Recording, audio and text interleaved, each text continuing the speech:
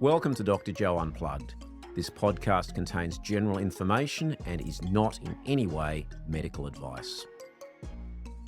Louis Pasteur, the father of germ theory, reputedly, and I wasn't there at the time, reputedly on his deathbed said, "The seed is nothing, the soil is everything."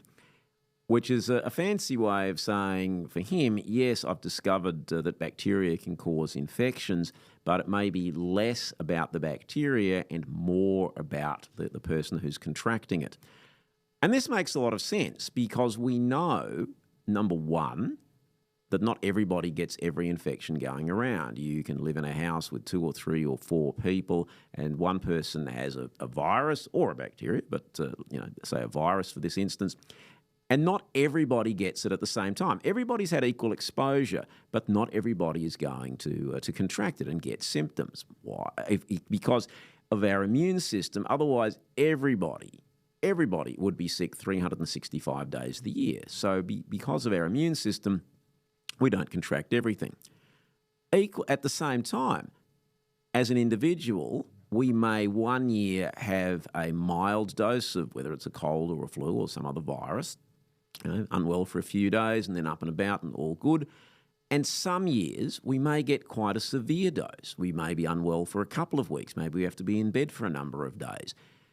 And other people saying, well, I'm fine this year. So everybody is different. This is this concept of the seed versus the soil because the virus is the same.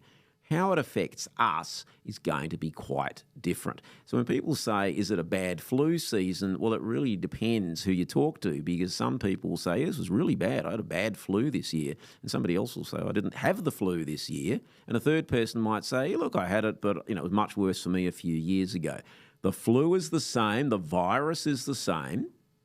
But the individuals have had a different response. And we also know that there are at times ongoing or consequential effects from viruses that happen in some people, fortunately not very many, but in some people they get what are called neurological sequelae, which are long-term effects from a virus, and that can include fatigue, muscle aches and pains, Guillain-Barré syndrome, where people get muscle weakness. And it's been thought to be due to the effects of the virus.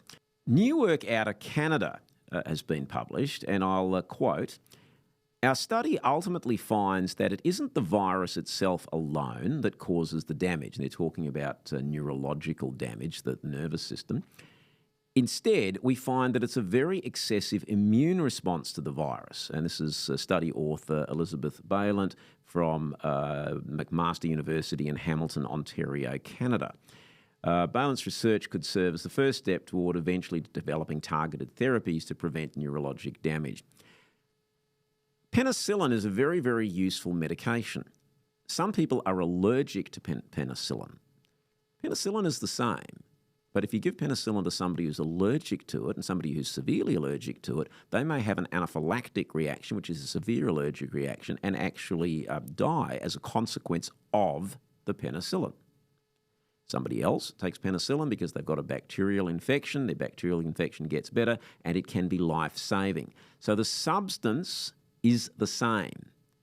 But it's that old adage, one man's meat is another man's poison, is really quite apt here.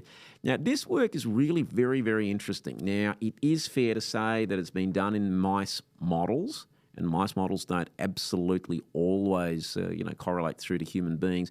But it does make a lot of sense when we look intuitively at what I spoke about before, that people's immune response to viruses, bacteria, to penicillin, whole host, pretty much to anything, will vary.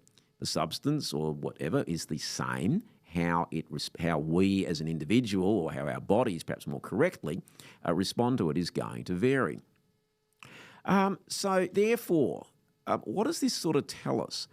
That it is more about us. So when we talk about a virus causing a particular effects, yes, if we didn't have the virus, we wouldn't get those effects. But if these longer-term issues are not so much a function of the virus, in fact, but more a function of our bodies, then yes, we're going to be able to change our approach to how we manage or treat these problems. But also it's a bit of a mindset shift. which also factors back a little bit to what can we be doing to help and support our immune system.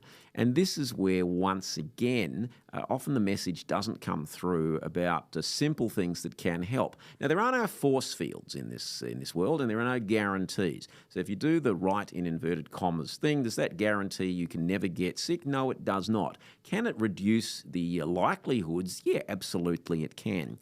So we know that sensible diet is good for the immune system. We know that regular exercise is good for the immune system. We know that fresh air and vitamin D, which you can get free from the sun, so look, you don't need to get burned, but some vitamin D free from the sun is good for our immune system. We know that antioxidants are good for our immune system. And, back in the 1970s, it was a big vogue for people taking vitamin C, and there was a counter view that said, well, all you end up with is expensive urine.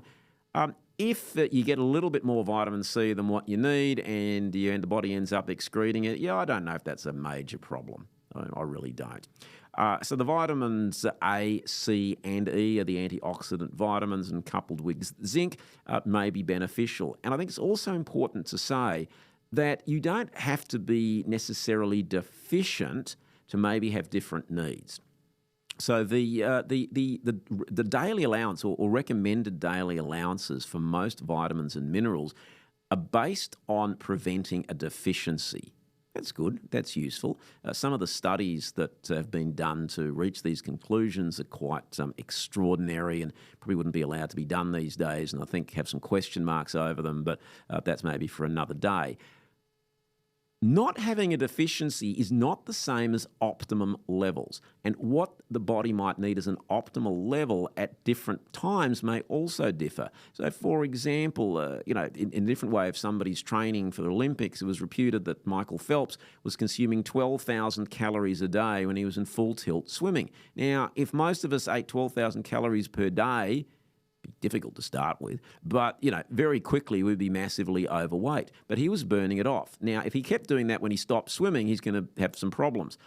So, how much of a whole host of vitamins and minerals may vary according to our circumstances. So, therefore, when we don't have any viruses, maybe we don't necessarily need any supplements.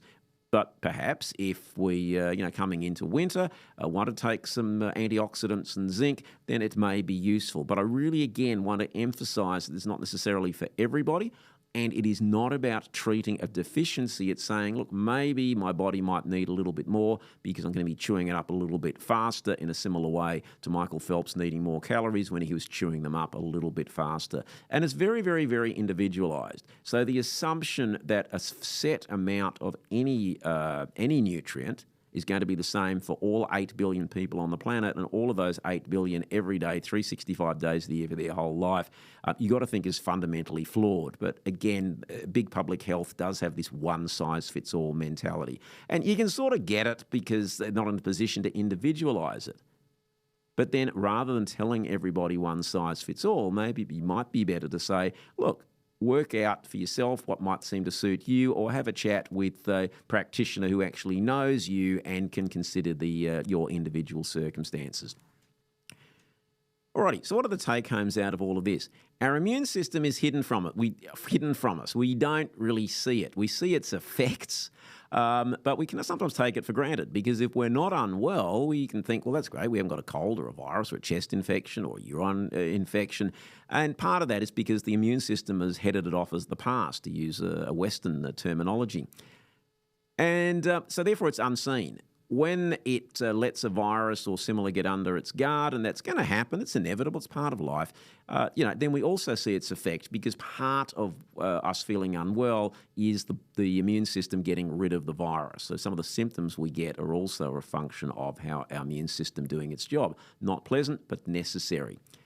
What we're seeing from this is that Pasteur's view, again, reputedly, is that, yes, some people, perhaps the immune response gets into hyperdrive, similar but not the same as allergic reactions. So there might be an overreaction to certain viruses, and that may trigger some of these neurological sequelae. So fascinating work. Doesn't immediately, give us direction for tomorrow or next week, but I would say it's very, very much a watch this space. And in the meantime, do the basics to look after and support your immune system. with, say, sensible diet, appropriate supplementation as you might need be, regular exercise and getting some fresh air and sunshine. Thanks for listening to Dr. Joe Unplugged. If you enjoyed this podcast, please subscribe, like and share. You can also follow it on all the socials. There'll be new content uploaded each week.